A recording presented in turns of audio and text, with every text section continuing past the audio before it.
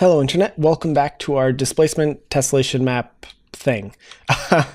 So what we're going to be doing in this video is we are going to be taking our current tessellation shader. It's black right now, which is probably not the best. Let me, just to give you an idea of what's going on. We have this tessellation shader that is taking our quad currently, and it is tessellating it, which is breaking up each of those vertices, or each of the edges of that, and it's actually making a number of additional vertices inside of it. So from a simple quad, this is just Unity's default quad with the collider removed. With that, we're able to actually just get this really complex thing. And then the idea is we're going to apply a displacement map to it and actually indent the thing instead of doing it manually. So what we have is we just have this really basic thing, and all it's doing is it's generating a 2D texture that currently is just black. So what we want to do is actually modify that so that we can get the UV coordinates from our mesh and then apply that and calculate where on our mesh we need to displace things. So to do that, we're actually going to look at these contacts, and I'm going to use a raycast. This is actually probably not the best way to do this. Since in this case we're just using a plane, so we could just take the 4 points and use that to calculate it. The advantage of doing it this way is it works on pretty much anything. We could apply this to a sphere if we want to, and it will work. So that's why we're doing this instead of any of those solutions. So actually, we could do that. Okay, I've got an idea for another video. Anyway, we have a ray, and so what we want is we want to create a new ray that is just going to get our contact point and point down. So we want to get the point of contact plus the contact's normal. And so that's just going to be, if I hit my desk, the normal is going to point straight up. So it's just, the normal is what's pointing away from that face. So we want to start 1 unit above that, and then we want to look down. So we're just going to do the contact, normal, and we're just going to do the inverse of that, so negative. Then we want a raycast hit, which is just our hit object. And then if our physics raycast of our ray, max distance of 2, and our output of our hit, ooh, that didn't work. Let's actually close it for real this time, and then try this. I think those are in the wrong order. There we go. So all this is doing is it's casting our ray, and then it's outputting the hit information, and the ray is only going to have a distance of 2. Since our normals should never be more than 1, it should never have a distance of more than 1, we should always hit whatever it is we just hit. If we don't, something very awful has happened.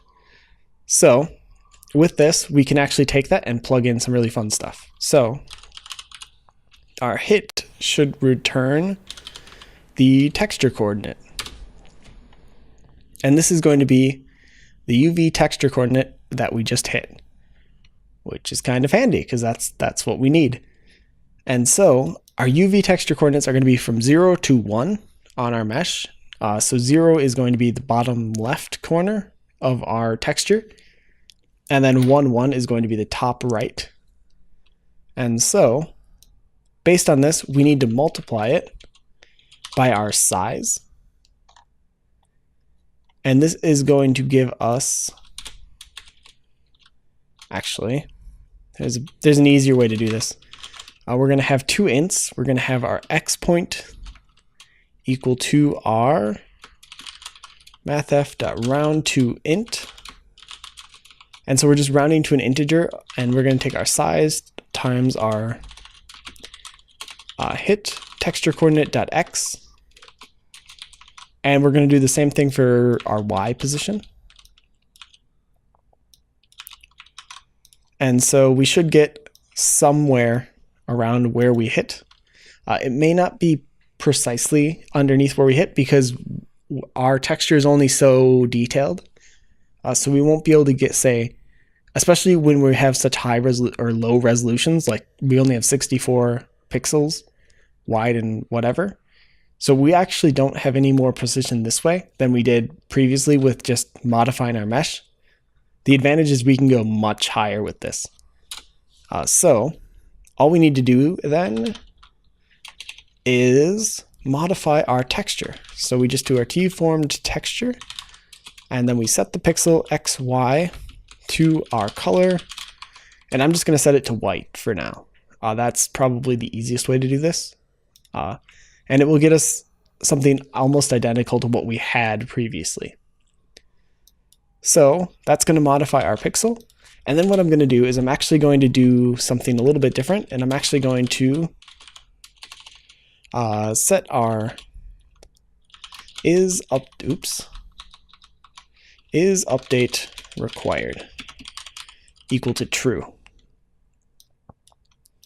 And so we're going to have to declare this as a Boolean, and I'll just make it private because nothing else is going to need to see this. And so what this is going to do is, if it's true, the first thing we want to do is set it to false. But before we do that, we want to apply our texture. So we only want to send over the information to our graphics card if it's been updated, and we want to batch all of those updates. So if a lot of things are colliding, we don't want just one update and then one update and then one update. We want to collect all of them and then send them all together. So we're not sending all this extra information and then overwriting it shortly after that. Let's just collect it all and then send it all at once. And that's what this is accomplishing. So if nothing's colliding, this is update required will never get set to true, and then this whole thing will get skipped. If something does collide, it will get set to true, and then we'll update it and do that. So that's the idea there. So if I come back here, we have a bunch of just quick balls that we can drop. And so what I'm expecting is we should see black, and then as I hit it, it should draw white. Or not. Apparently the not is the option of the day.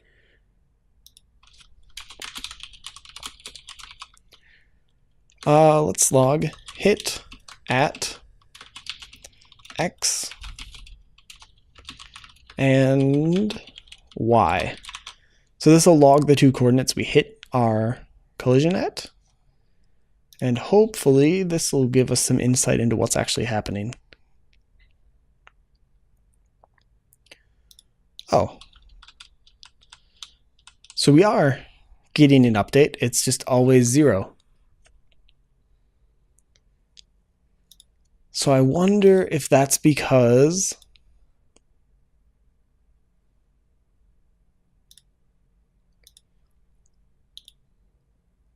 what if I do this, set it to a mesh collider, and then use our quads mesh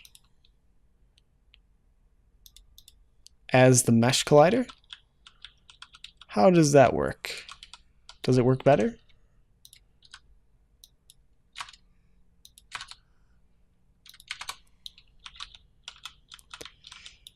This is just experimentation at this point, but I'm kind of curious what will happen. Nope, it doesn't fix it.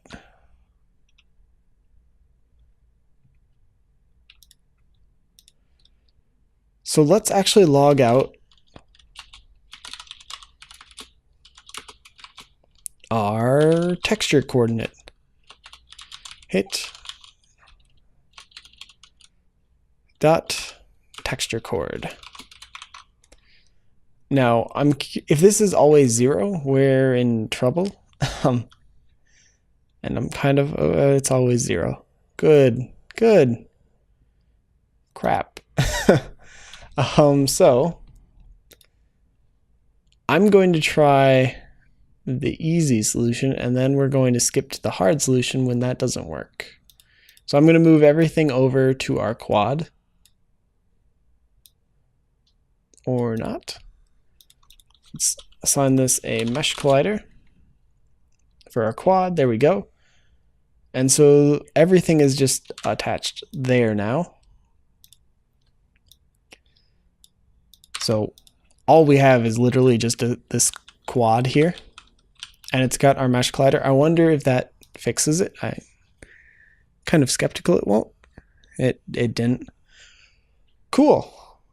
That means we need to do more difficult fun stuff. And that doesn't fix it either. Fantastic. So this is going to be a little bit more difficult than I had planned. The good news is we are updating our mesh, or we are updating our object. It's just always in the bottom. And that's not what we want. We want something cooler. So all of that is correct. We're just not getting what we want.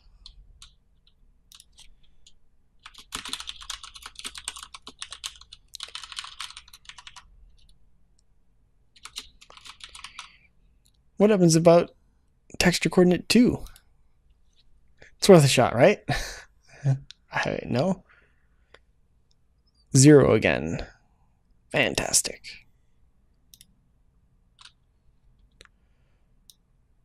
Okay. I've used these texture coordinates before.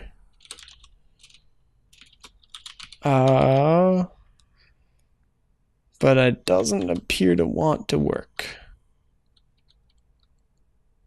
That's interesting. Anyway, look, I'm curious about their names, but that's fine. This doesn't work, which means we need to be clever. And what's the best way to do that?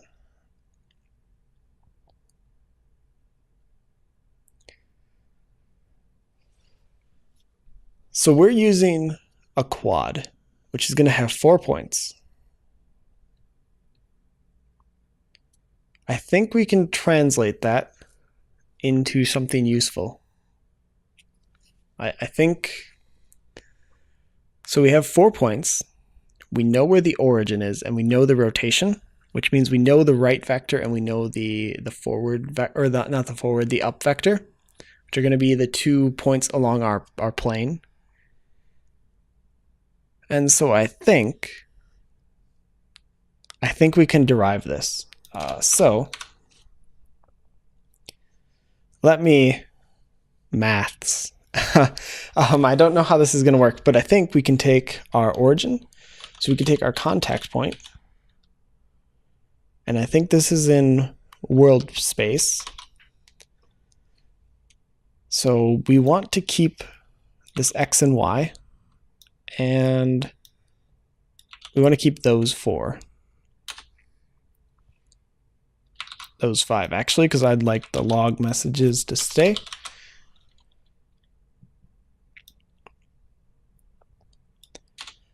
Okay, so if we keep all of that, then the only thing that we need is that. So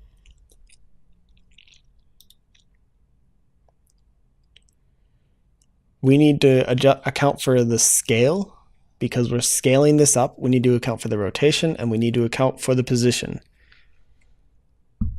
which is all going to be super fun.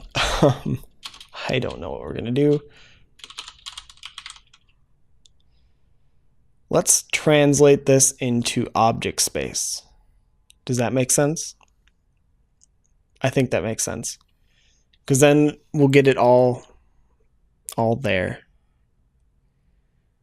So if I do vector 3,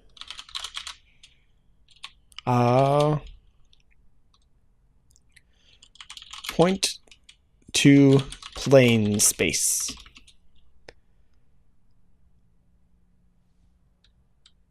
So we have a contact point on our plane. we want to translate that into, but we have it in world coordinates, and we want that, so we have just x and y, and our z is 0. So the point to plane space is going to be equal to our transform dot right. So our right vector is going to be our x.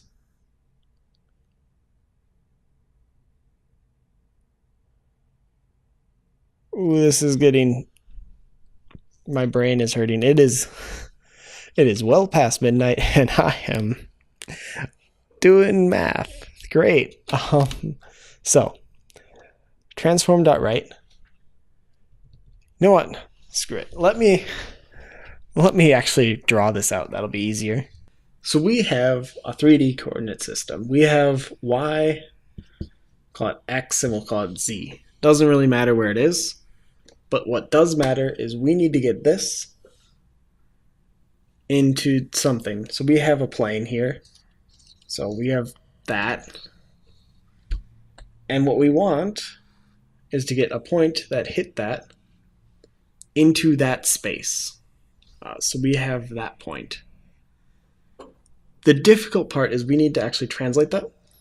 And so our plane is identified by two vectors. We've got a right and a, I think this is going to be our up.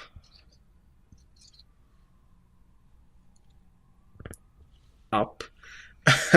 So each of those are going to be half of a unit because they can go the other way too. So it can go from negative 0.5 to 0.5. So the hard part is we hit here. How do we get into this space though? And then once we have that, then we can just take some sort of math to go, this is going to be UV00, this is going to be UV11. 11. So how do we do that? I think we can use dot products. I think that'll work, but I don't know how. So actually, yeah, no, that'll make sense. So if we take this point and do the difference between the origin and that point. So if we get a vector that is this, the difference between those 2 points, then we can decompose that vector from here. So it's, instead of those 2 points, instead of a vector like that, we can decompose it so it's two vectors, one down and one across. So more or less make it a triangle.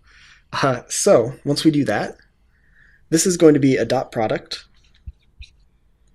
of our down vector. You can't read that.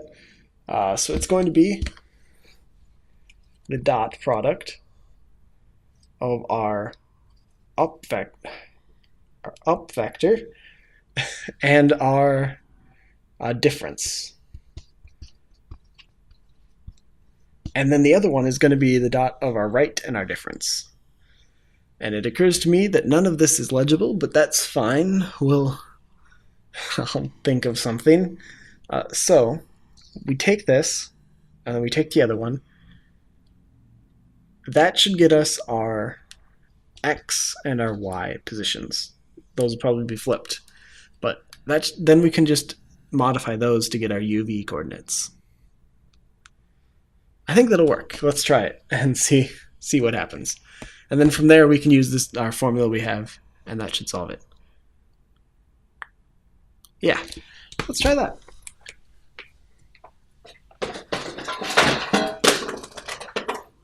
Oh, breaking shit.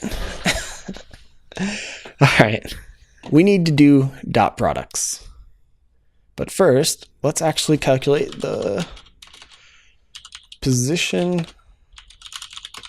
difference, which is going to be our current transform minus the contact point So that's the total difference. And then our int u is going to be equal to the vector3 dot product of our position difference and our current transform dot right. And so that is going to give us a float. And then we can plug that into our u bit. So our x is just the size times u. Cool. And then our v, we're going to do the same thing, just with a little bit of a switch here, because we're going to use the up vector. And then if I plug that in as v here, things should work. I'm going to disable those for a second. And then the idea is, let's just log this out and see what we're getting. I imagine we should get negative numbers. Yes. And it's going all the way up to 64. So it's going from -1 to 1 because it's a dot product, which is going to be -1 if the vectors are opposites, and then it's going to be 1 if they're parallel. So what we're going to want to do is actually adjust that a bit. So take our u times, well, let's say it's equal to our 0.5 plus 0.5 times u. So we'll move it to the center and then we'll multiply it by half. And we'll do the same thing for v. So if I do that now, we should be able to actually use this. And if I did everything right, if everything lines up, we should see white points appear underneath our collision points.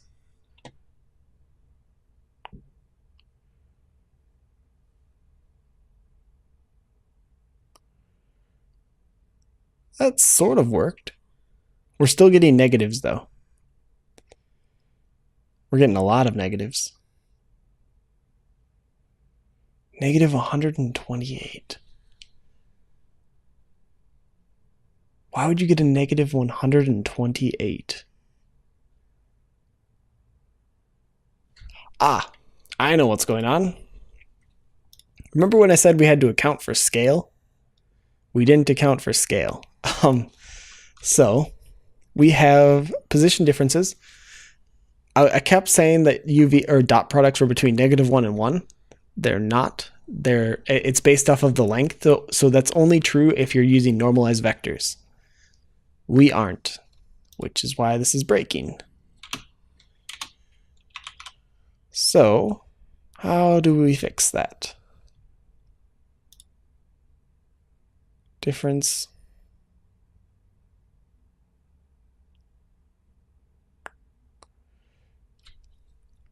So we can't just normalize these. That would break our algorithm. What we can do is multiply this position difference by the transform's scale.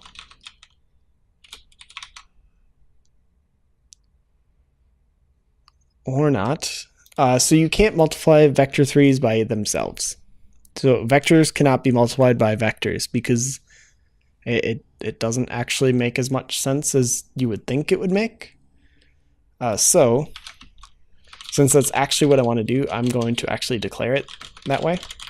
So create a new vector, and it's going to be position difference.x times our transform local scale.x. And we're going to do that for the other two as well. So do that. Take our transform local scale.y and our z-axis. Let's do that one for our transform. Got lost. Sorry. And we'll do the z. There we go. So that's gross, but it works. It gets everything into their own scale. We could have just multiplied by x in our case because we're multiplying linearly, so everything is scaled the same way. But if we were, for example, scaling something really long but thin, we need to do something like this, otherwise it won't work. And then I think we can try that one more time. We should get proper values. I said proper values, not even bigger values. Significantly bigger values. Oh, duh. We wanted to divide. Oops. So now it should work. We should go in the opposite direction. Things should get smaller. And it looks like our positions are flipped. I'm going to turn off the shaded wireframe. And that should make things a little bit saner.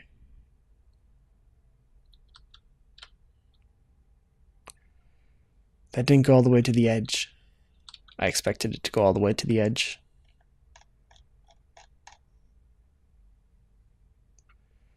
All right.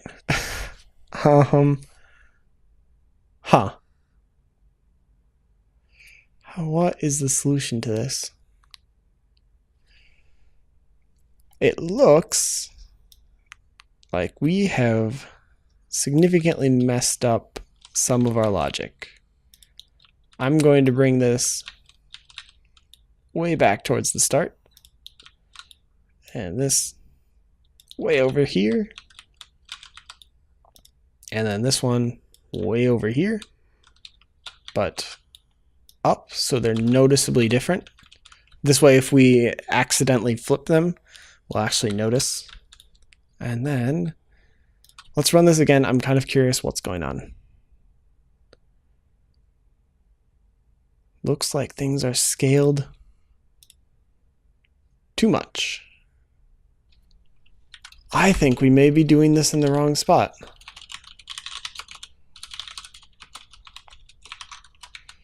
And we want to do our transform local scale.y. I'm just going to comment this out. So the reason I think we're doing this in the wrong spot is because we're trying to get our full, that triangle bit we were talking about into world space, or into this planar space thing. We're not trying to get the difference into that space. I mean, we are kind of, but not in that same sense. So I think this will fix it. We'll see. I've said that a few times now and it hasn't fixed it. So the answer there is definitely not. One thing, our things are scaled the wrong way. And two, they're definitely the wrong size. So what if I get rid of that half there? That's not going to fix anything, but I'm going to do it anyway.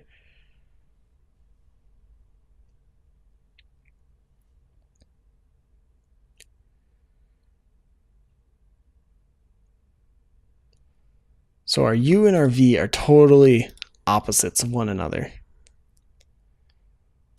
And so we need to take our size minus both of these. So the reason I know that is because our points are being, well, one, our white lines are going up our mesh and they should be following our dots. Since they aren't, that's wrong. Plus they're flipped the wrong way. So if you look, the white line was on the left side was different than where it should be, and they should have just been flipped. So if we flip them, it should align closer. And it's actually almost perfect. Nice. And so you can see we are off, but we're not off by much.